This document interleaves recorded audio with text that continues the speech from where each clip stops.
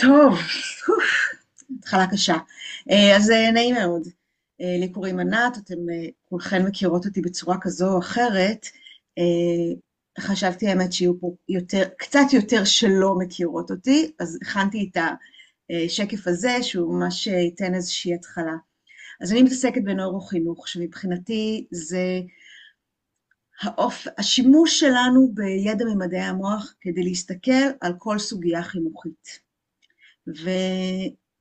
ובזה אני עוסקת, אני עושה עוד כל מיני דברים, כמו שרחל אמרה, אני מתעסקת היום בהטמעה של יישום תהליך של שינוי של חטיבות ביניים לחטיבות נעורים, ואני מלמדת בבית ספר בשדרות ועוד כל מיני דברים, אבל כאן נמצאת התשוקה האמיתית שלי. אז החלטתי בקיץ שאני לא אחכה שיזמינו אותי להרצאות, אלא אני אעשה בעצמי. חייבת להגיד שאני קצת מבואסת מזה שאתן היום רק 3, כי כבר היו לי מפגשים שהיו מעל 20, אבל יש לי קהילה ממש נחמדה שכותבת לי שהם לא יגיעו, או כן יגיעו, ורואים ביוטיוב, ואני בודקת כמה צפיות עולות ביוטיוב, אז בסדר, אנחנו פה, ואני ארוויח הרבה מאוד מהמפגש איתכם. היו עד עכשיו, היום אנחנו במפגש החמישי. המפגש הראשון לא הקלטתי, הוא היה המוח בגיל הנעורים, הוא לגמרי רלוונטי רחל לסיפור של החטיבות, ואני באמת משתמשת בדברים האלה הרבה. במפגש השני דיברנו על גמישות מוחית, בשלישי על מוטיבציה, במפגש הרביעי על סינכרון מוחי, על קשר אנושי, והיום אנחנו מדברות על פרדוקס הלמידה. אני כן אומרת, אורנה יודעת את זה, אילנה, אז זה סליחה. נמצא ביוטיוב? בדיוק, אילנה יודעת את זה. אני כמה ימים אחרי שולחת את המצגת שלי, ואת כל הכישורים, ואז יש כישורים, שלושת המפגשים ה-2, 3 ו-4 נמצאים ביוטיוב, ואני אשלח, אז בקיצור, יש פה את הכישורים, תודה. ובהחלט אפשר לראות ולשמוע. רגע. להיכן? יפה. אז אני רוצה לדבר על פרדוקס הלמידה, קראתי לזה. תראו, אנחנו שומעות המון המון המון על למידה דיפרנציאלית, ומתעסקות בלמידה דיפרנציאלית. אבל התזה שאני רוצה לתת כאן, ואני משתמשת בה הרבה ואני אומרת את זה, לכולנו יש מוח, והמוחות שלנו עובדים פחות או יותר אותו דבר. וזה מאוד מבלבל, ואנחנו נדבר על הדבר הזה היום. כידוע לכל מי שנפגשה איתי, בכל פעם שאנחנו, וזה טיפ נוירו-חינוכי מספר 1, ידע קודם נקשר, ידע חדש נקשר לידע קודם. הסיכוי לזכור את מה שאנחנו נדבר עליו עכשיו, גדל מאוד אם נתחיל בידע קודם. אז מה שנעשה עכשיו, אנחנו נעשה, היי סיגלית, אנחנו נעשה מנטימטר. אני שמה בצ'אט את המנטימטר, ועושה עליו share במקום אחר, ויש, יאללה, מה שנקרא לעבודה שלכן. רגע, איפה זה עכשיו? הנה. פתחתן, עובד, תגידו לי. אני צריכה משקפיים.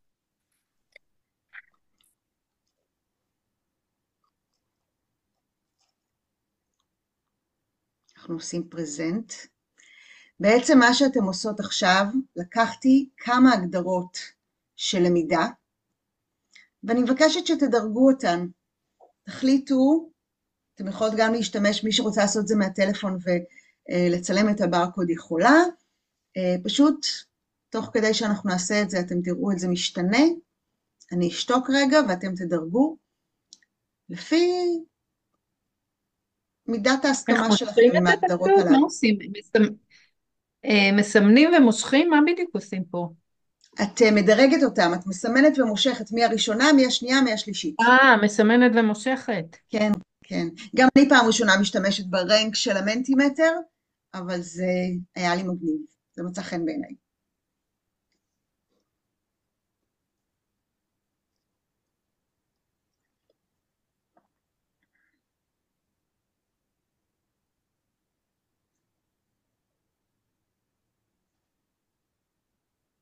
אוקיי, הבנתי. בסדר.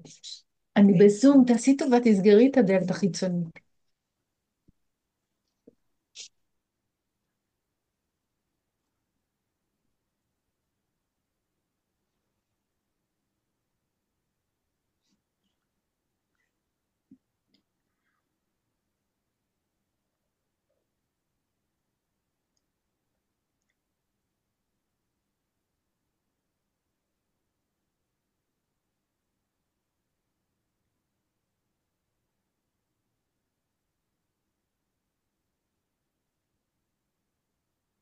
נראה לי הגזמתי עם השבע ההגדרות, נכון? זה לוקח לכם הרבה זמן, שזה בסדר.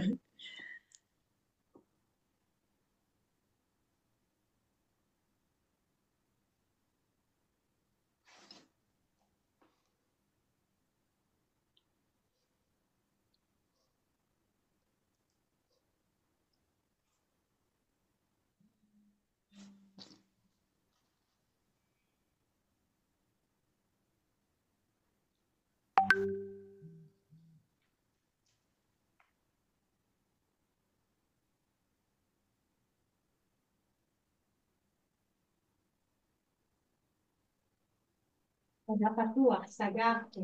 תודה. אם מישהי כבר עשתה, כאילו, הגישה, אז שתגיד, כי אני כרגע רואה שאף אחת עוד לא הגישה. אני לא יודעת, את יכולה טיפה לזוז, את מזכירה את הברקו. אוקיי, רגע, הפוך, אולי, הפוך, צד הפוך, השני. כן, אולי אני אעשה share אחר. רגע, נעשה רגע. טוב, עכשיו זה בסדר, החל? כן. דרג את יופי. ההגדרות הבאות, למידה.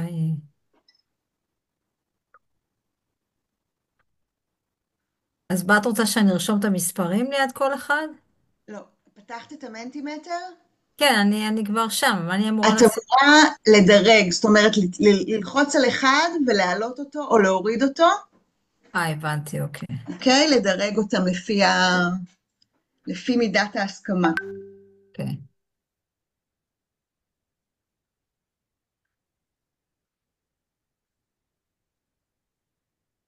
הופה, קרה משהו, ייי. מישהי אחת הגישה. אני. יופי, מה קורה עם האחרות? אני גם, לא? בינתיים כתוב לי שאחת. אז sign up for Mentimeter, view the result. לא יודעת, עשיתי submit. עשית סאבמיט, ורחל, גם את עשית סאבמיט? כן, אני בסדר, עבודה שהזזתי. כן. אמ, טוב, אנחנו נעצור את הדבר הזה, כי אני מרגישה שזה מספיק לנו. אמ, בסדר אבל גמור. אפשר להגיד, זה בסך הכל אז לא הרבה. בואו באמת כל אחת תגיד את מי המספר אחד שלה. אצל אילנה זה למידה, הסתגלות למציאות משתנה, התומכת בהישרדות והתפתחות. מהמם. אני כתבתי אוקיי, למידה היא תהליך של יצירה של קשרים חדשים במוח המבוססים על חוויות קודמות. זה היה הראשון אצלי. מהמם. מי יש לנו פה עוד? סיגלית, בואו נעשה רגע סטופ שייר. יש לנו, סיגלית התנתקה, וארז או ניר, אתה רוצה להגיד? אני על המחשב של בעלי פשוט. אה, אז מי זאת? סיגלית. סיגלית, אוקיי, כתבת לי בוואטסאפ, אבל לא, זה too much בשבילי להחזיק גם את הוואטסאפ. זה. אז את רוצה להגיד לנו מה ההגדרה שמתאימה לך כרגע? אני לא הצטרפתי בזמן לראות הבנתי. את ההגדרות, אז סורי. לא נורא. אז נמשיך לנו הלאה. אה,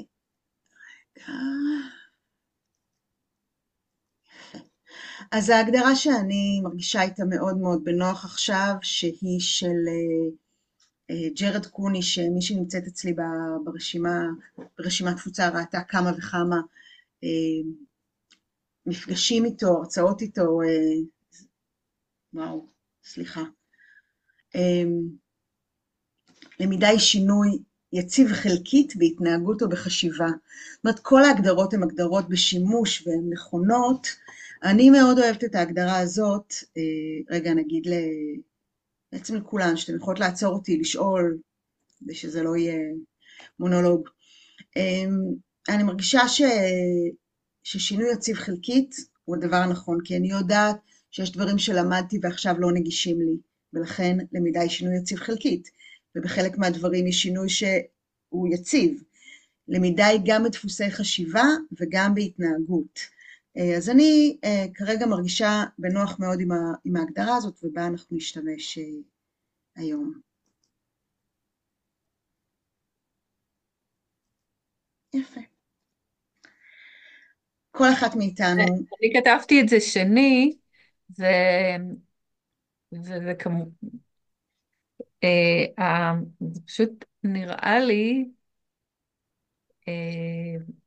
הראשון, הקטע של הסתגלות למציאות משתנה, תומכת בהישרדות ובהתפתחות, נכון. אין דבר שהוא יותר חזק וחרוץ במוח, מאשר מה שקשור להישרדות והתפתחות. נכון, נכון. אה, נכון. אז אחד כלול בשני, זאת אומרת, זה שמשהו נטמע,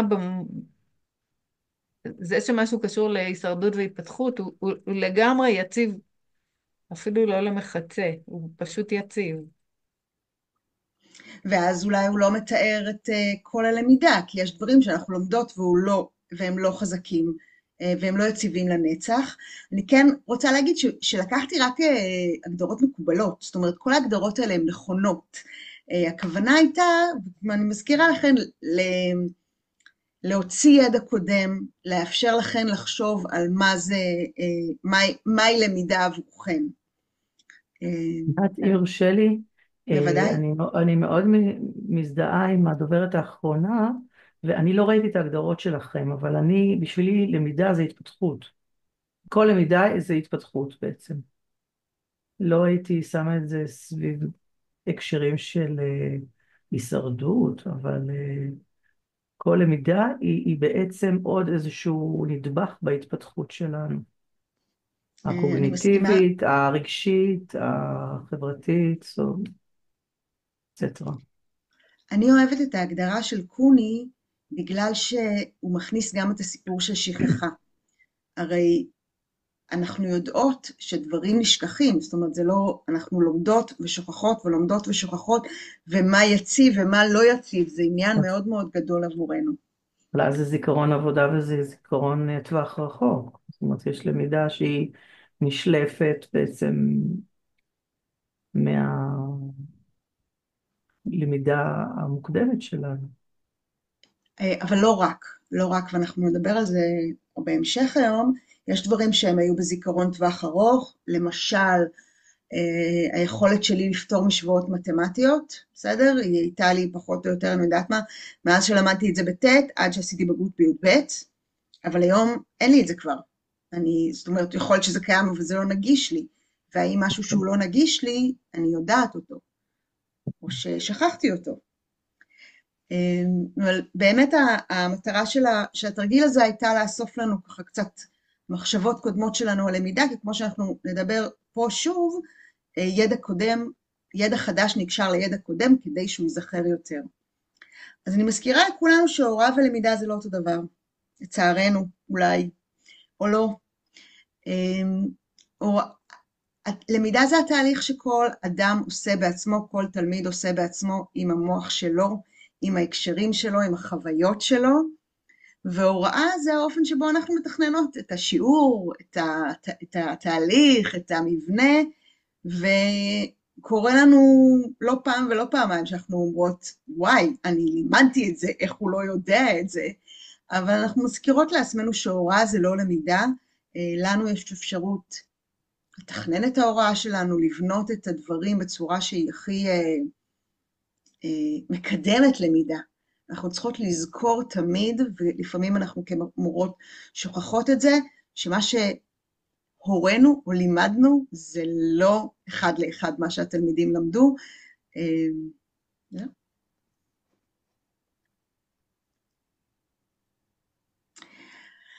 אז שמעו, כולם לומדים אותו דבר. וזאת האמירה שלי, אני עומדת מאחוריה, היא מגובה. מי מכם שראתה את הסרטון שנמצא פה מימין למטה, של ג'רד קוני ששלחתי שבוע שעבר, הוא גם אומר את זה, כמובן, אני אומרת בעקבותיו, לא המצאתי את זה. אני חושבת שזה בעיקר מה שאני, המטרות המרכזיות שלי בסיפור הזה של נוירוחינוך, זה להגיד, יש לכולנו מוח, בגדול המוחות שלנו עובדים אותו דבר, והתהליכים שמתרחשים במוחות שלנו הם אותו דבר, וגם בסיפור הזה, תהליך של הלמידה הוא תהליך של קלט, עיבוד, אחסון, שליפה, עיבוד מחדש ואחסון מחדש.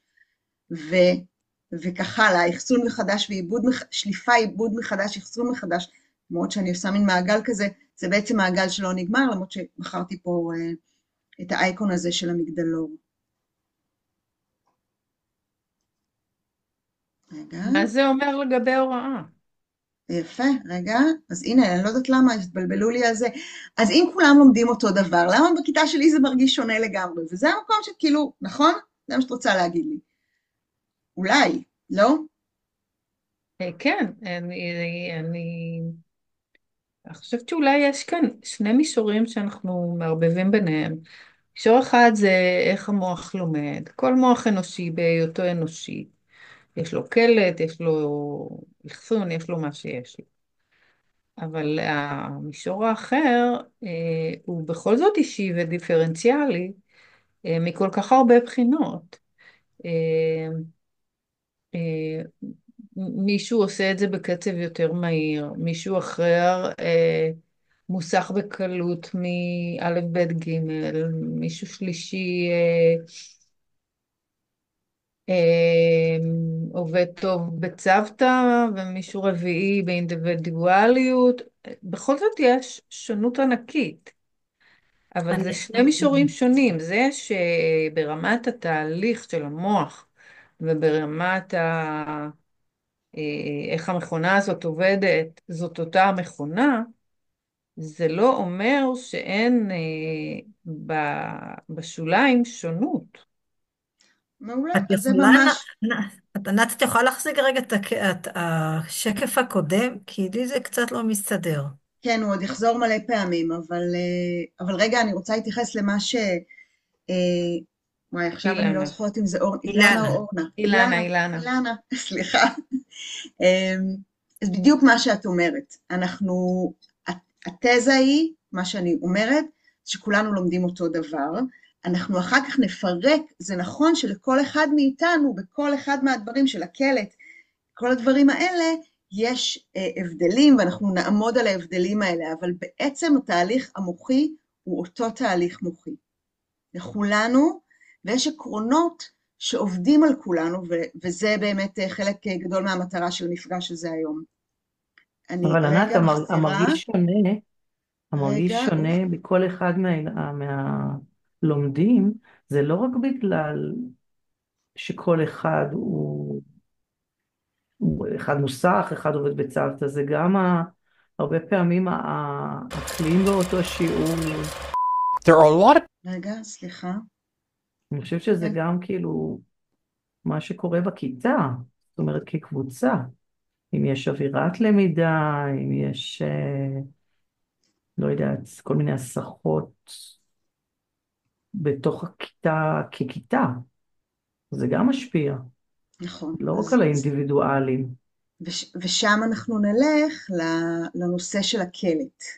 אוקיי? אנחנו ממש ננסה לעבור על כל אחד מהם ואיך זה משפיע על היכולת שלו ללמוד. אז חזרנו, רחל, לתרשים הזה שיצרתי, כי אמרת שמשהו בו לא עובד לך. איך אני סוגרת אני עדיין במנטימטר, הוא לא עף לי מהמסך. אוי, זה באמת שאלה טובה. אצלי, אז גם עכשיו, כן, את לא רואה את השקף שלי? לא. אחרות רואות אותו? כן. אז תסגרי תפתחי, אולי תרחיבי את הריבוע של הזום, יכול להיות שאת בעצם לא, עכשיו אני בסדר. פשוט יופי, סגרתי אותו. לא, לא הבנתי שאני צריכה לסגור אותו. מעולה. חשבתי שאת שולטת על זה. לא, לא, אני... בסדר. רחל, את רוצה להגיד מה לא עובד לך בתרשים הזה לא, אני שעשיתי? אומרת שזה הסכמה הבסיסית, אוקיי? נכון, אבל נכון, אני מניחה שיש עקיפה של הדברים האלה. למשל, כשהמוח נפגע, או אתה, או עניין של אה, אתה קולט דרך חושים נוספים ממה שאתה בדרך כלל חש. אז לכן אני אומרת שכולנו לומדים אותו דבר, זה איזושהי הנחה שהיא קצת גדולה עליי. בסדר. אני אנסה לשכנע אותך היום בזה, בסדר, אוקיי, אבל אוקיי? יכול להיות. אני אומרת אנחנו... שהתפיסה הכללית זה נכון, אבל אתה רואה שיש, קודם כל יש המון היום עם כל היכולת לצפות בתוך המוח על ידי הדמיות שונות, אז אתה יכול לראות גם דברים שלפני כן אולי לא ראית. בוא נכון. נאמר, יש הקשרים ליניאריים ויש הקשרים רשתיים, אז זה בעצם לא, זה, לא, לא, לא, לא. אין הקשרים ליניאריים, יש רק הקשרים רשתיים. אוקיי. ו- ומה שאני אומרת עכשיו, שכולנו לומדים אותו דבר וזה התהליך, זה די קונצנזוס היום במדעי הלמידה. ואנחנו נפרק את כל אחד מהם ונראה איפה הדברים נראים אחרת אצל כל ילד, אבל נזכור שהסכמה הכללית היא אותו דבר. אנחנו ממש נגיע לזה ונפרק כל אחד מהם. זה המבנה אוקיי. של המפגש שלנו היום. אז באמת זה פרדוקס הלמידה. מצד אחד כולם לומדים אותו דבר, מצד שני, באמת, אנחנו יודעות שכל אחד לומדת אחרת. אז איפה הדבר הזה, הדברים השונים האלה? אנחנו ננסה לדבר על הדברים שהם באמת אותו דבר, וגם וגם. אז הדבר הראשון שהייתי ממש רוצה שתזכרו, תיקחו הלאה מהמפגש הזה, הוא שהמוח לומד דרך חזק. ניתן קרדיט לאהוד נורי ויעל עדיני, שיש לכם פה, כשתקבלו את המצגת, בשקף הזה יהיה קישור למאמר שלהם על חזק, הם מהנוירופדגוגים הראשונים בארץ, ובעצם הם טבעו את הראשי תיבות האלה, שנורא נורא קל לנו לזכור. המוח לומד כשיש חזרות, מרווחות בזמן, בקונטקסט הקשר שונה. אנחנו נחזור על זה מלא פעמים, אבל אני ניתן את הדוגמה שיעל נתנה לי, והיא מאוד מאוד נוחה. תחשבו על אחת ההגדרות שאמרתם, בעצם הלמידה היא שרידותית. המוח שהתפתח באבולוציה של מיליוני שנים, המטרה היא לדעת מה רלוונטי ומה לא רלוונטי לחיים שלי. אז נגיד שפגשתי אתמול את רחל פעם ראשונה, במפגש, שוחחנו קצת, וזהו. והנה אני פה. חודש אחרי זה פגשתי אותה בסופר, ועוד חודש אחרי זה היא התקשרה אליי, בסדר? אז אם פה פעם הראשונה שפגשתי אותה, יכול להיות שאני לא אזכור אותה, דווקא למה אני נותן דוגמה? בת היום למפגש וגם התכתבנו, אז זה דוגמאות יותר טובות. כשאני פוגשת את אותו גירוי כמה וכמה וכמה פעמים, בזמנים נפרדים, זאת אומרת עם הפסקות בזמנים ובהקשרים שונים, הזיכרון הופך מאוד מאוד יציב. אז זה כאילו אם אני take home message, חזק.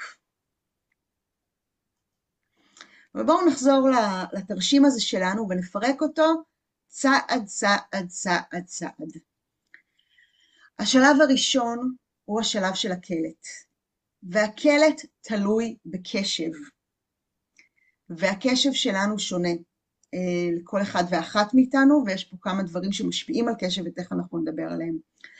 לכולם יש תפקודי קשב, לא רק הפרעות קשב, ויכול להיות שזה יהיה המפגש הבא, לא יודעת, הפרעות קשב הם בקצה, זה פחות או יותר 10% של האנשים שהתפקודי קשב שלהם כל כך שונים באופן דרמטי משל כולנו, שאנחנו קוראים לזה הפרעות קשב, אבל לכולנו יש תפקודי קשב, והם שונים. עכשיו, במה תלויים תפקודי הקשב שלנו? ניסיתי פה אייקונים כדי שאני אזכור, אגב, תכף נדבר על, בסוף באסטרטגיות אני נותנת קידוד כפול, אז שתדעו. הדבר הראשון זה כמה אותו גירוי דרמטי. אם אני יושבת בכיתה והדלת נטרקת, לא משנה במה עסקו כל הילדים, כולם מפנים את הראש לדלת הנטרקת, נכון? כולם. זה מאוד משפיע על קשב. הדבר השני שמשפיע על קשב, וכאן עשיתי את הלב הזה עם המטרה, הוא מה שרלוונטי לנו. דוגמה אחת היא... את עדיין נמצאת בשקף של התרשים, כולם לומדים אותו דבר. אני בסדר? בשקף של התרשים, אבל את רואה שלמעלה הקשב צבוע בצבע אחר, ויש לידו לא. 4 אייקונים שונים? לא. לא רואים את זה. לא? אוי בגלל זה ובואי. אני מסמנת לך שאת מדברת על מה שאנחנו לא רואים. הבנתי, זה ממש לא בסדר. מה קרה למצגת שלי? למה היא לא זזה איתי? תודה שאמרתן.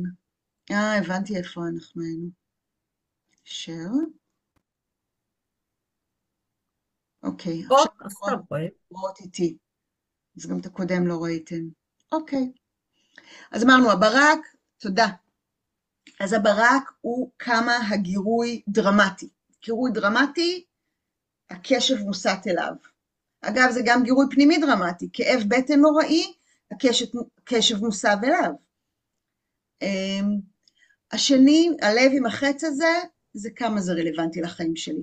למשל, שמתם לב איך כשאת בהיריון, נראה לך שכולם בהיריון לידך? הם לא בהיריון לידך, את פשוט שמה לב לזה. תחשבו רגע, הקשב שלנו זה סיפור מאוד רציני. הרי בכל שנייה יש לנו עשרות אלפי גירויים מסביבנו. זאת אומרת, נגיד עכשיו אתן יושבות, אתן מרגישות, הגוף שלכם חש את האוויר מסביבכם, והוא חש את האור, והוא חש את הבגדים על הגוף. אבל אנחנו לא מודעות לזה, לכל הדברים האלה. עכשיו שאמרתי, אולי אתם כן מודעות, כי הפניתי את תשומת הלב. אבל בגדול יש לנו, המוח שלנו מסנן, לא צריך לשים לב להכל. אז אנחנו שמות לב למה שרלוונטי לנו, חוץ מההיריון יש עוד דוגמה טובה בעיניי, זה הדוגמה של כשאנחנו יכולות להיות במסיבה או באירוע או בחדר מדע, וכולם פטפטים ורעש רעש רעש, ואני מקשקשת עם מי שלידי, ופתאום אני שומעת את השם שלי, הופ, הראש שלי עולה למעלה, ואני מסתכלת כי זה רלוונטי לי. אם דיברו עליי, זה רלוונטי לי.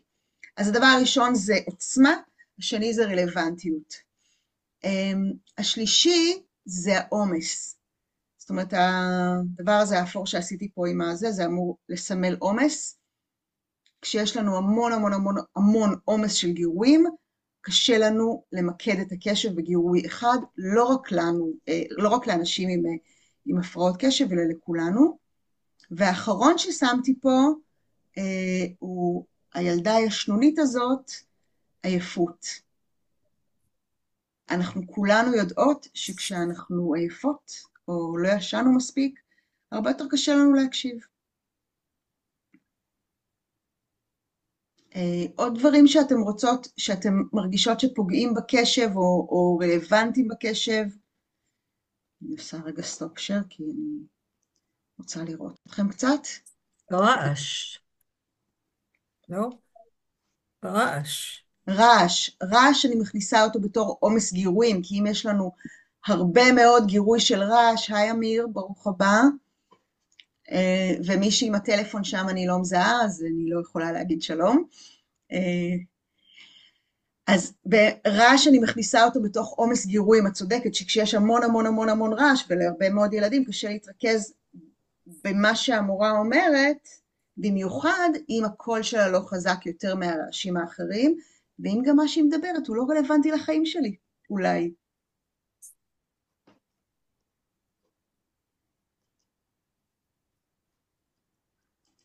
אוקיי. אני ממשיכה. אנחנו עדיין פה, נכון? כן.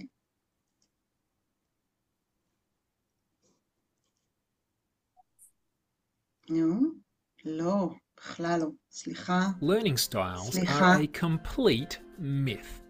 Say what? טוב, It's true, but I'll get... סליחה. וואו, כמה בעיות טכניות יש לי היום, באמת, אחד הגרועים. אוקיי, עוד פעם. share. share. יפה. עוד רגע, אבל זה הזכיר לי, בתוך הקשב, אנחנו מכניסות גם מה שנקרא המיתוס המוחלט של סגנונות למידה, אוקיי? אני שלחתי לכם סרטון למי שקיבלה עוד אחד היום, ויש פה 2 סרטונים שכשתפתחו את המצגת תוכלו לראות אותם. יש לנו העדפות למידה, אין לנו סגנונות למידה, זאת אומרת, יכול להיות שאני מעדיפה לראות, לשמוע ולא לראות, או לקרוא ולא, יודעת מה, לחוש, אבל הוכח בדי הרבה מחקרים שאין קשר בין האופן שבו אנחנו נהנות ללמוד, לאופן שבו אנחנו לומדות באופן איכותי. מה? שאין קשר בין האופן שאנחנו נהנות ללמוד לבין? האופן שאנחנו לומדות טוב. זאת אומרת, התיאוריה של סגנונות למידה אומרת, אם אני לומדת שמיעתית, אני אוהבת ללמוד דרך שמיעה, נוח לי ללמוד דרך שמיעה, אני גם לומדת טוב יותר דרך שמיעה. זה מה שהתיאוריה הזאת אומרת. והיא הופרחה כמה פעמים, כל מיני כיוונים. הסיפור של הלמידה הוא הרבה יותר אחיד מאשר שונה. וכאן יש 2 סרטונים שאם תרצו אחר כך שתפתחו את המצגת, תוכלו להיכנס אליהם. בוא נראה אם יעבוד לי יותר טוב עם חצים. אבל ענת, בעצם את אומרת שאין סגנונות למידה שונים? אכן כן. מיתוס מהחזקים שיש, והוא לא נכון. אם אדם למשל הוא טוב בלמידה צוותית, וזה באמת, רואים שהביצועים שלו הרבה יותר טובים כשהוא עובד בצוות, מאשר שהוא לומד בצורה אינדיבידואלית. אז הרואים הזה, אני שמה עליו סימן שאלה, ואני מספרת שהיו הרבה מחקרים שהפריכו את הדבר הזה, שהראו שגם אם אנשים חושבים שהם טובים בלמידה מסוימת, הם למעשה אותו דבר כמו אותם אנשים שחושבים שהם לא טובים בלמידה מסוימת. ממש. כן, כן, כן. אז יש לנו העדפות למידה, יכול להיות שאני נהנית יותר כך או אחרת, אבל אין דבר כזה סגנונות למידה, והתפיסה היום בהוראה מדברת על לגוון דרכי הוראה, כדי לאפשר לתלמידים להתאמן בכל אחד מסגנונות הלמידה, ולא לאפשר להם להגיד, לא, זה לא הסגנון שלי, זה לא מה שאני עושה.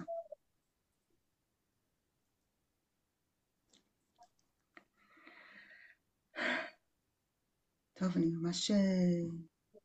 לא, הנה, זה עוד פעם הסרטון של ה-Learning Styles, ואני לא רציתי אותו. Learning styles are a complete myth. Say what? סליחה. טוב, אחד הקשים שלי היום, אני ממש שוב מתנצלת מאוד מאוד. הכל בסדר, ענת, זה בסדר. לא, זה לא בסדר, זה ממש מעצבן. אוקיי, הצלחתי. אני בזום.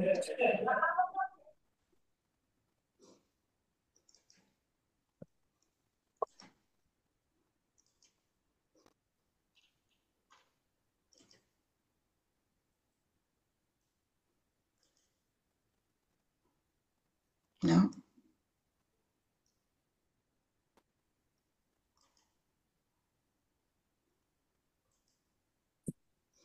אוקיי, תגידו לי שאתם רואות את השקופית שבה עיבוד נמצא בצבע קצת אחר.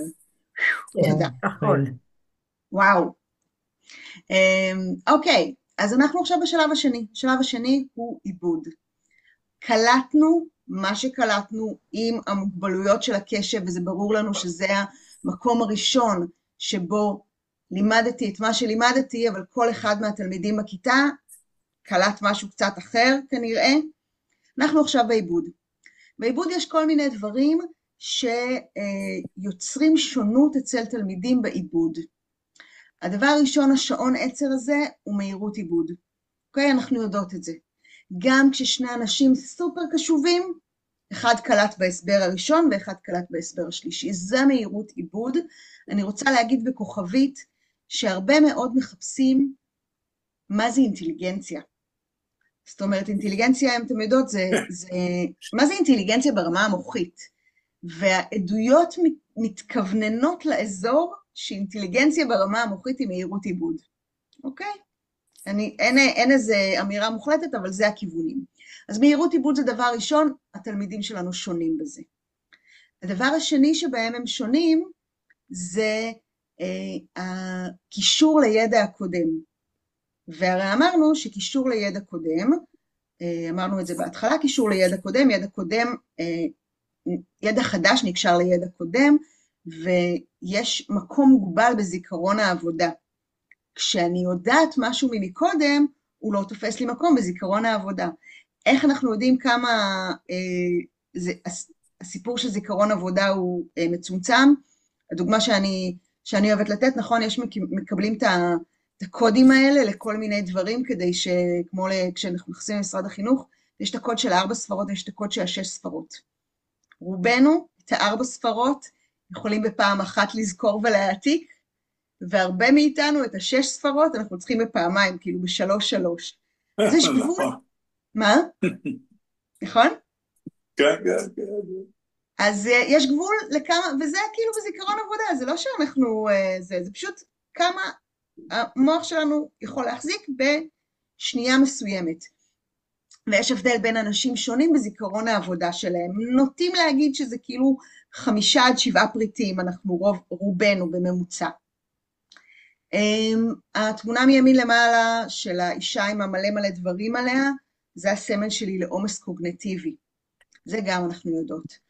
כשיש לנו מלא מלא מלא דברים, מלא משימות, זה מעמיס על זיכרון עבודה שלנו. זאת אומרת, עומס קוגניטיבי מעמיס על זיכרון עבודה שלנו, ואז היכולת עיבוד שלנו של הלמידה, של הדברים החדשים שאנחנו רוצים ללמוד, היא הרבה יותר נמוכה, והאישה שעושה יוגה היא סמל בשבילי לגמישות מוחית, וגמישות מוחית גם יכולה ממש להגביל את יכולת העיבוד. זאת אומרת, אם אני חושבת שדבר הוא צריך להיות ככה ולא ככה, אז אני נתקעת בעיבוד, אני לא אהיה מסוגלת לאבד אותו לתוך לאחסן אותו אחר כך, הוא לא כאילו, זה לא, אנחנו מכירות את זה, לפעמים כאילו תלמידים נתקעים על איזה משהו, ולא משנה שאני הלכתי קדימה, הם תקועים על הדבר הזה, וכאילו, והם אומרים, רגע, הוא לא יכול להתקדם הלאה, כי יש איזו תקיעה בדבר הזה, אלה דברים שהם שונות בעיבוד בינינו. הצליח לי. כי הסרטונים הם אלה שמפריעים לי. הדבר הבא הוא האחסון.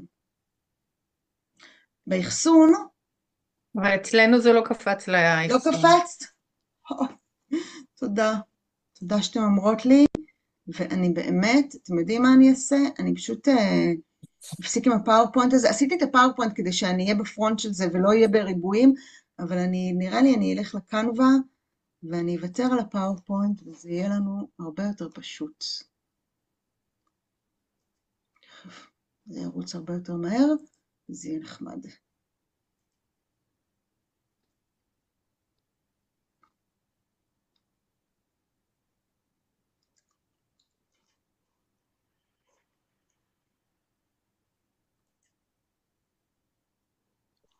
רגע. אנחנו פה. עכשיו נעשה הצגה. נצג. רגע.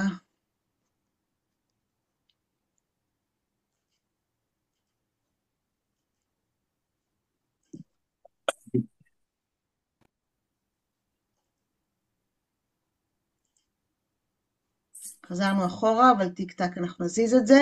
תגידו שעכשיו אתם רואים. חזק. היינו בעיבוד. עכשיו אנחנו באחסון, אנחנו בסדר? כן. כן. יש. טוב, אז זה הקנווה ולא הפאורפוינט, לא נורא, הכל בסדר.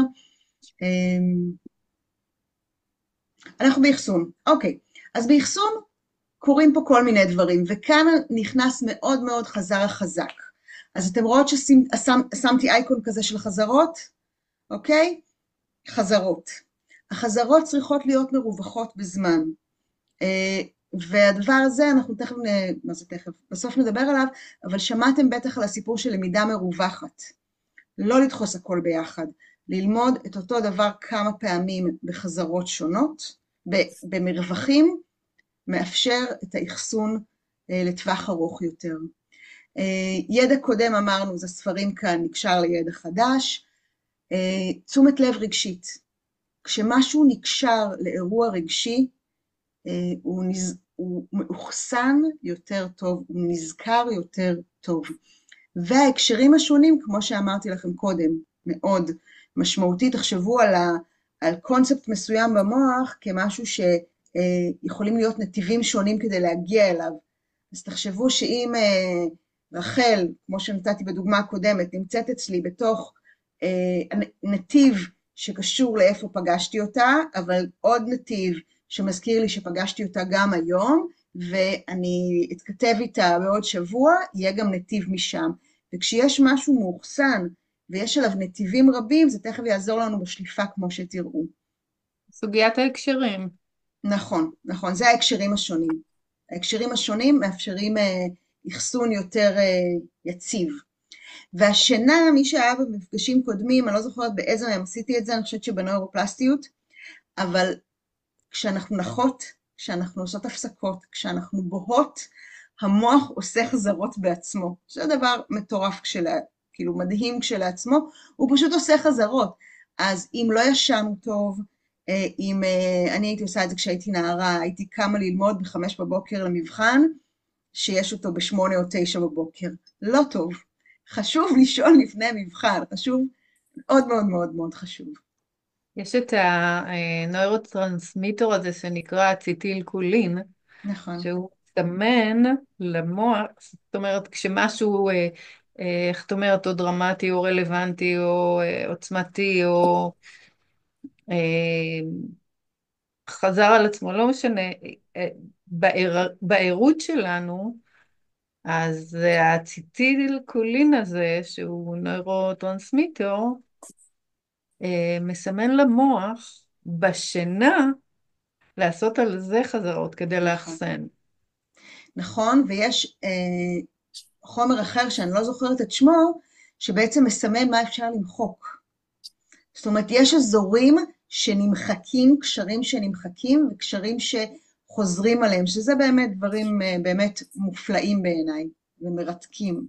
מה נזכר, מה חוזרים, מה משתכפל ונחזר בשינה שלנו, ומה נמחק. השלב הבא הוא השליפה, אוקיי? את יודעת משהו והוא מאוחסן במוח שלך, אבל אין לך יכולת לשלוף אותו, לא רלוונטי. כאן הרבה מאוד מהתלמידים שלנו באמת גם מתקשים. ותסתכלו שפה שמתי בדיוק את אותם אייקונים ששמתי כבר באחסון. אם חזרנו על משהו הרבה פעמים, יהיה קל יותר לשלוף אותו. הקשרים שונים, מחקר סופר מגניב, שלימדו אנשים שונים חומר, את אותו חומר, במקומות שונים, וכשבחנו אותם על החומר הזה, באותו מקום שבו הם למדו אותו, הם הצליחו יותר, מאשר שהם נבחנו על אותו חומר במקום אחר ממה שהם למדו אותו. לדעתי עשו את זה בצלילה, כאילו ים ויבשה, שזה בכלל כאילו מגניב בקטע אחר, אבל מה שזה אומר לנו, זה שהחשיבות של ללמד משהו בהקשרים שונים, היא ליצור אליו נתיבים שונים ולאפשר את השליפה במצבים שונים. זה כמו שכשאני פוגשת אימא של תלמיד שלימדתי, אבל אני פוגשת אותה בקונטקסט חברתי, אני לא תמיד אדע את השם שלה, אבל אם אני אפגוש אותה עם הילד שלה, בוודאי שאני אדע את השם שלה. אז הסיפור הזה של קשרים מאוד מאוד משמעותי, הסיפור של חזרות, הסיפור של קשר רגשי, ושוב הסיפור של עומס קוגניטיבי, אם אני עמוסה קוגניטיבית, תהיה לי הרבה הרבה יותר קשה לשלוף. לא קרה, זה עוד פעם קרה, אבל אנחנו לא ניתן לזה לקרות. תזוז, אנחנו נעשה ככה, וככה, יפה. הצלחנו. שני השלבים הבאים היא אחרי שאנחנו שולפים, יש עיבוד מחדש ואחסון מחדש. וזה דרמטי. אני לא יודעת כמה מכם, לא, כולכם. כולנו יש את החוויה הזאת שאנחנו מספרים משהו, ומישהו אחר מספר והוא היה באותו מקום כמונו, והוא מספר סיפור אחר לגמרי. אני גם מרגישה לפעמים שכשאני אגיד אני מספרת את אותו סיפור המון המון פעמים, לפעמים אני אומרת לעצמי, רגע, אני בכלל כאילו מספרת את הסיפור שסיפרתי, ולא את הסיפור כמו שהוא קרה. וזה העניין, כשאנחנו, אחרי ששלפנו ואנחנו מאבדים מחדש, האחסון מחדש הוא לא של הידע המקורי, הוא של הידע שעובד מחדש. זה חתיכת דבר. לי זה ממש עוזר כשילדים אומרים כאילו, לא, הוא משקר, לא, הוא משקר, לא, הוא משקר, לא, לא, אף אחד לא משקר. הם שניהם בעיבוד מחדש, תזכרו, הם שניהם קלטו דברים שונים, איבדו דברים שונים, יחסנו, שלפו והם מאבדים מחדש. אנחנו צריכות לזכור את זה שהמוח שלנו הוא לא טייפ ריקורדר ולא מחשב. העיבוד, האחסון והשליפה משפיעים על התוכן, ולכן חשוב מאוד כשאנחנו מלמדות חומר שוב, עוסקות בחומר שוב, לשלוף, לאבד מחדש ולאחסן מחדש. השליפה והעיבוד מחדש יאפשרו לנו גם הרבה פעמים לתקן דברים שלא נקלטו כמו שהיינו אולי חושבות שהם צריכים להיקלט.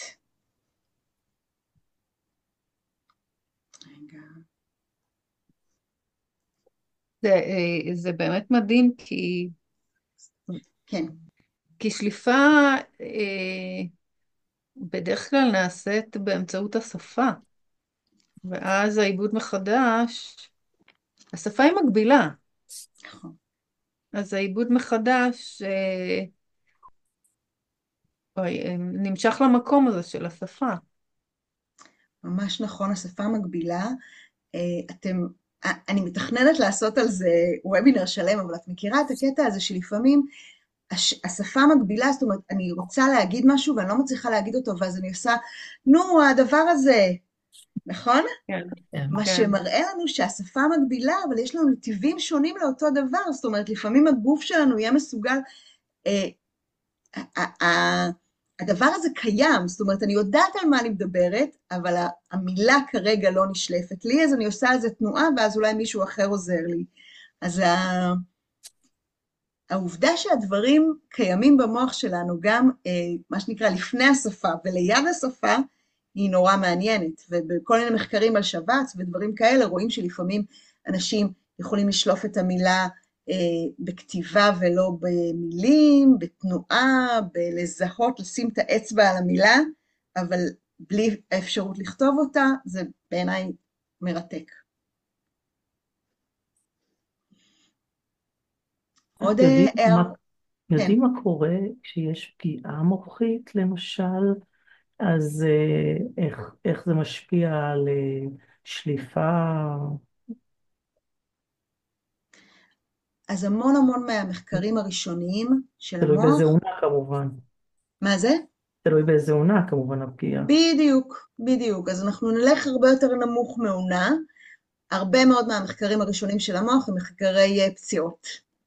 זאת אומרת, פיניאס גייג' הוא הראשון והזה, זה הבחור ב-1800 ומשהו, שבתאונת רכבת היה נכנס לו איזה מוט בתוך מכאן עד כאן, ומשום מה הוא לא מת, אבל השתנתה לו האישיות לגמרי. אז זה מאוד מאוד מאוד תלוי איפה הדברים, איפה הפגיעה התרחשה. שוב, בנושא הזה של השליפה, קצת כמו שאמרתי קודם, הדברים לא מאוחסנים באותו מקום, זאת אומרת,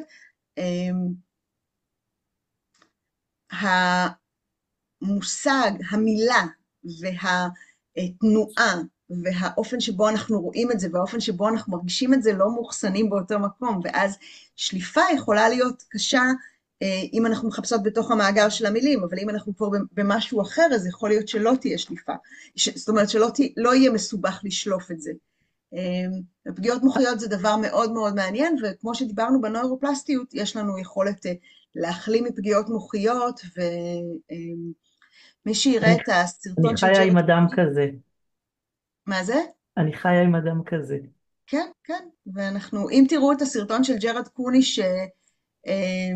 שמדבר על סגנונות למידה, הוא מתחיל ממחקר על שבץ. הוא מתחיל ממחקר על שבץ, ותראי את זה, זה ממש מרתק. הוא כאילו לוקח מחקר על שבץ, והוא מיישם את זה על הוראה ולמידה. אני אגיד רק דבר קטן, כן. הבעל שלי הוא פגוע מוח ובגלל תאונת דרכים, אבל הוא שיקם את עצמו בצורה מדהימה, ואצלו השליפה של הזיכרון טווח ארוך היא מדהימה. זאת אומרת, הוא יכול לצטט אלתרמן, והוא יכול לשכוח מה הוא עשה לפני יום. זאת אומרת, היכולת הוורבלית שלו היא מדהימה, ו... וזה כאילו לא נפגע, והאחסון שם והשליפה הם מדהימים. אז אני ממש מרגישה שזה בדיוק מדבר איתנו על חזק. כי אלתרמן הוא כנראה קרה עשרות פעמים, ומה שקרה אתמול קרה פעם אחת. אז תחשבי על הדבר הזה של כמה הקשרים של אלתרמן השתמשו בהם שוב, הוא השתמש בהם שוב ושוב ושוב ושוב, והם חזקים מאוד אצלו. אז מתוך הסרטון שנמצא כאן בימין למטה, אנחנו מתקרבים לסיום, הוא סרטון שנקרא 6 שיטות שעובדות לכולם ותמיד עובדות, ואני חושבת שאם אנחנו מדברות על, סליחה, החתול שלי פה רד, שאם אנחנו מדברות על איך למידה היא אותו דבר אצל כולם, אבל קצת שונה, יש דברים גם שהם עקרונות שאנחנו צריכים לחזור עליהם, והם עובדים, הם פשוט האסטרטגיות הכי מוכחות. אז מתוך 6 שיש כאן, ואני אשלח לכם בימים הקרובים במייל את הסרטון הזה, ועוד איזה דף הסברים כזה שלו, בחרתי 4 שהן מאוד מאוד מאוד רלוונטיות להוראה. הראשון הוא תרגול שליפה. ונגיד את זה גם על למידה למבחן וגם בכלל. כשאת מכניסה עוד, כאילו כשאת לומדת למבחן ואת קוראת שוב ושוב ושוב ושוב ושוב את החומר, את עושה חזרה. קודם כל את לא עושה אותו בקונטקסט שונה, אבל את עושה חזרה. אבל מה שאת עושה חזרה, אז את עושה חזרה של הקלט ושל העיבוד והאחסון. וכשאת מתרגלת שליפה, בעצם את מגלה מה קורה אצלך. אז כל אחת מאיתנו שמתעסקת בחלק מכם מכירים את המושג של כרטיסי כניסה לשיעור. אנחנו קצת כמו שעשיתי איתכם, לשלוף את הידע הקודם, אז תרגילי שליפה, ממש תמיד כמו שרואים בסרטים האמריקאים, שהם מכינים לעצמם כרטיסים כאלה, כותבים שאלות ואת התשובה מהצד השני, תרגול שליפה, ויש המון סוגים של תרגול שליפה, הוא כרגע נחשב הפרקטיקה הלימודית הכי חזקה שיש. הדבר השני שעובד מאוד זה חזרות מרווחות. ללמוד את אותו דבר, וזה, אתם יודעות, זה שני חלקים מחזק. אל תלמדו את הכל בפעם אחת. ללמד ולחזור וללמד. אפילו מישהי סיפרה לי שלנושא חדש שהיא התכוונה להתחיל בשבוע הבא, היא סיפרה לתלמידים טיפה בסוף השיעור הקודם, ואז כשהם פגשו אותו בשיעור הבא, זה כבר כאילו בעצם היה פעם שנייה שהם פגשו אותו. הדבר השלישי זה קידוד כפול. קידוד כפול זה בעצם לתת מילה ותרשים.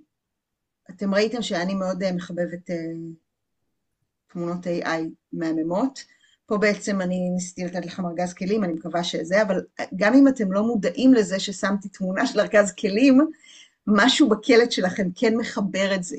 עכשיו, כשאנחנו עושים קידוד כפול, זאת אומרת טקסט ותמונה, או מוזיקה ומילים, אנחנו בעצם,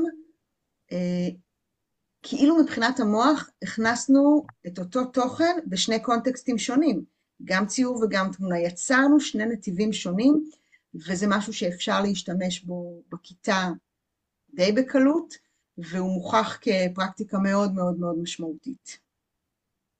והדבר האחרון הוא דוגמאות מוחשיות, או דוגמאות רלוונטיות לחיים. כי אנחנו זוכרים את מה שרלוונטי לנו, זאת אומרת להשתמש בדוגמאות מהחיים של אנשים. אני חושבת שחלק אתם ראיתם אותי עושה את זה כאן עכשיו, נותנת כל מיני דוגמאות שהן רלוונטיות לחיים שלי, אבל אני בטוחה שהן, חלקם רלוונטיות גם לחיים שלכם, ואת זה אתם תזכרו. אז 4 הפרקטיקות האלה הן פרקטיקות שהן עובדות על כולם.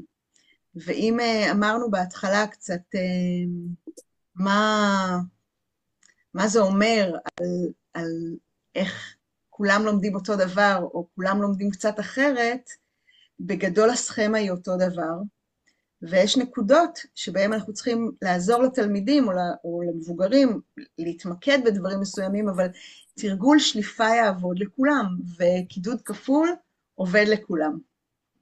אז אנחנו ממש לקראת הסוף, אני אשמח לשמוע התייחסויות, שאלות.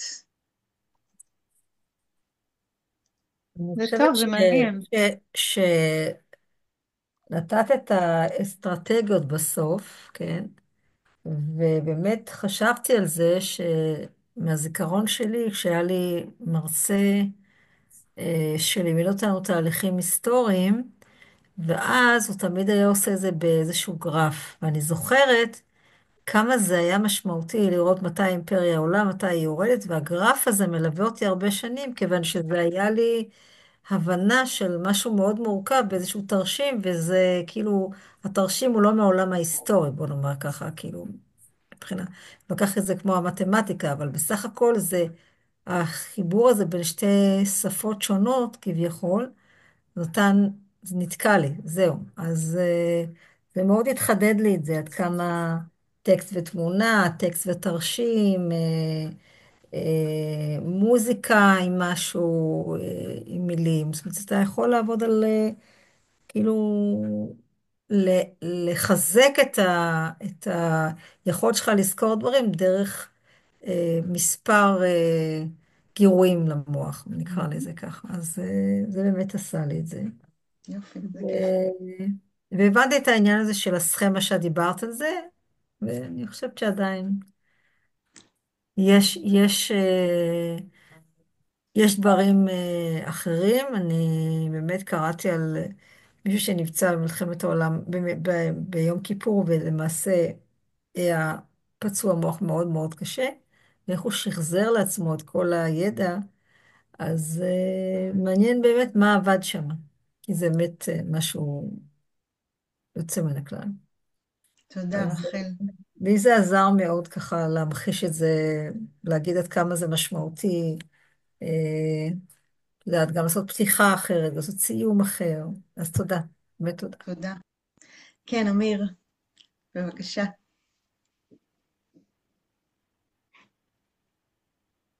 לא, לא שומעים אותך. עכשיו שומעים? עכשיו כן. כן, כן, אתה עם הטלפון. אז קודם כל, גם נהניתי מהמפגשים הקודמים, ואני חושב שהבהירות של ההסבר לא צריכה להטות אותנו לגבי המורכבות של המציאות, כן? אבל השימוש בשפה פרקטית, אני חושב שהוא מאוד חשוב, וההרהור המרכזי שעלה לי זה האם אנחנו יכולים לייצר מצב שבו אנחנו לא רק מלמדים בגישה הזו, אלא אנחנו מלמדים את התלמידים עצמם את הכלים. ואז אני יכול להגיע למצב יותר מתקדם מבחינת תהליכי הלמידה. אם אני יודע, עכשיו בארגז הכלים, חבר'ה, בואו נפעיל עכשיו את הנושא של קידוד כפול, אוקיי? שזה מאוד חביב עליי. אז, והילדים כבר יודעים מה זה קידוד כפול. אוקיי? אז קודם כל, הם עצמם יכולים לייצר חלק מהקידוד הכפול, חלק מהפעילויות, כחלק מהלמידה, ואני אומר שזה יכול לייצר יחסים אחרים בתהליכי הלמידה בכיתה. אז עכשיו, השאלה אם יש מעבר למחשבה אחד שאומר, אוקיי, אני עושה את זה בחזית שלי, אני עושה את זה בגיטה שלי, בארגון שלי, לא משנה. השאלה אם גם יש מחקרים שנעשו לגבי זה שהן קבוצות גיל, שאכן דבר כזה הוא אפקטיבי, או ניתן לביצוע, או משהו כזה. זאת שאלתי. אז יש בהחלט מחקרים על כל אחד מהפרקטיקות שנתתי לכם, יש מחקרים, והסרטון שאתם בטח תפתחו אותו אחרי שאני אשלח לכם את המצגת, ממש מראה, הוא בעצם סרטון לא עבור מורים, הוא עבור תלמידים, איך ללמוד הכי טוב בעצמך. אז כל הדוגמאות שם הן דוגמאות של למידה עצמית, ואתה יכול בלי הרבה בעיה להגיד, למשל קידוד כפול, אוקיי, עכשיו קחו טקסט ותיצרו לו תרשים, תיצרו לו ציור, עכשיו אני רוצה שכל הכיתה קחו את אותה פסקה, ואני מבקש מכל אחד לעשות קידוד כפול אחר. תראה איך שיהיה לך מגוון בכיתה, והם יוכלו להחליף ביניהם, זה יהיה בעיניי מרתק ופותח. תרגול שליפה, מישהי שעזרתי לה במשהו אחר, דיברה על זה שבתחילת כל שיעור, ילד אחר יעשה קהות, יכין קהות על התוכן של השיעור שעבר. זה תרגול שליפה מעולה, כל פעם ילד אחר מכין את התרגול שליפה, וכל הכיתה משתתפת בתרגול שליפה. זאת אומרת, אני חושבת שברגע שאנחנו אומרים לילדים בדיוק מה שאתה אומר, יש לי מספר אסטרטגיות, שהם כרגע בעולם, בידע המדעי הקיים היום, הם האסטרטגיות המובילות, 1, 2, 3, עכשיו בואו תראו איך אתם משלבים את זה. כשאתם לומדים למבחן, שם הוא מציע, אני אומרת כמורה, ללמד ב-spaced learning, כאילו חזרות מרווחות, אבל כשלומדים למבחן, הרי אנחנו תמיד אמרנו את זה לילדים, אל תלמדו כל הלילה לפני, תתחילו שבוע לפני, תלמדו חלק, תעשו הפסקה, תלמדו חלק, תעשו הפסקה, עכשיו אנחנו מבינים מה זה עושה ברמת המוח, ויש לנו מספיק מחקרים שמראים את ההבדלים בין שני הדברים, את ההבדלים בעומק של הלמידה בין שני הדברים האלה. תודה. בשמחה. עוד הערות אחרונות לפני שאני... אילנה, רצית עוד לומר משהו? למדתי היום על למידה. בקריירה שלי קראתי ולמדתי המון על למידה, אבל באמת זה חידש לי.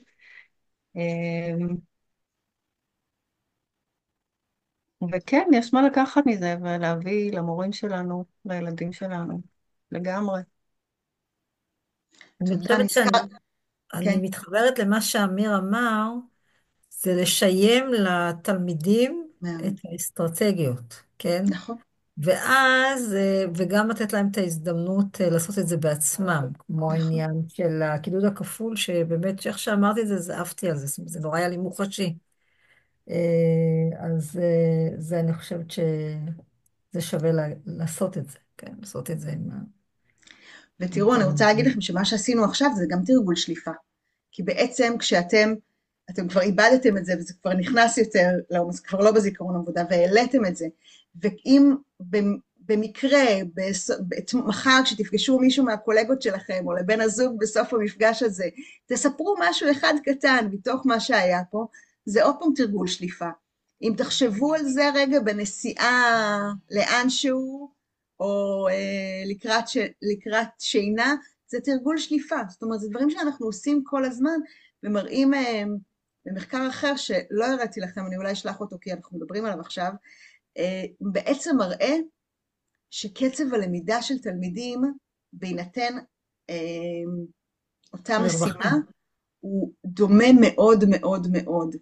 ההבדל כנראה הוא בכמה שתלמידים מסוימים שאנחנו מרגישים שהם מטאורים כאילו קופצים, הם בעצם אלה שכנראה חשבו על זה הרבה, ואז הם עשו לעצמם חזרות מחוץ לשיעור, ולכן העומק של ההבנה שלהם, לא בטוחה שהסברתי את זה מספיק טוב, אבל אני אשלח לכם גם את הסרטון הזה. אני ממש מסיימת בזה. אז כמו שאמרתי לכם, זה המפגש החמישי. חייבת להגיד שאני די גאה בעצמי, כי אני באמת מצליחה בפעם בחודש וחצי לעשות מפגש. מודה מאוד לכם שאתם הגעתם. היינו מעטים היום, אבל אני מרגישה שמאוד מאוד מאוד איכותיים. מפגש אישי יהיה בעוד חודש וחצי. אני חושבת שהוא יהיה על קשב, אבל אם יש למישהו מכם רעיון אחר, או איזשהו צורך דחוף אחר, אני ממש נהנית מהפיתוח של הדברים האלה, אז תגידו לי מה בא לכם, ואם זה יתחבר גם למה שבא לי, אז זה בהחלט יכול להיות המפגש הבא. אני אשלח את התאריך אליו, שיהיה בערך בעוד חודש וחצי. ודבר אחרון שרציתי לספר לכם, אנחנו נכנסים לחודש ה-AI, וסיפרתי כן. כבר לחלק מכם, שאני יצרתי לעצמי בוט נוירו-חינוכי מ-ChatGPT, שאני קוראת לו Neuro-Educational Explorer, ואני מזמינה אתכם להשתמש בו, אני אשלח לכם את הקישור גם אליו, ובעצם ההנחיות שלו זה על כל שאלה לתת ידע מוחי ואפליקציות חינוכיות. אז גם כל התכנים שלי אני עובדת יחד איתו, וכל התמונות שלי ממנו, ואני מזמינה אתכם להשתמש בו בדיוק עכשיו חודש ה-AI, ואני יודעת שחלקכם כאילו, אני לא יודעת, אולי לחלקכם זה לא כזה בנוח הסיפור הזה. זהו, תודה רבה. תודה בשמחה. רבה. היה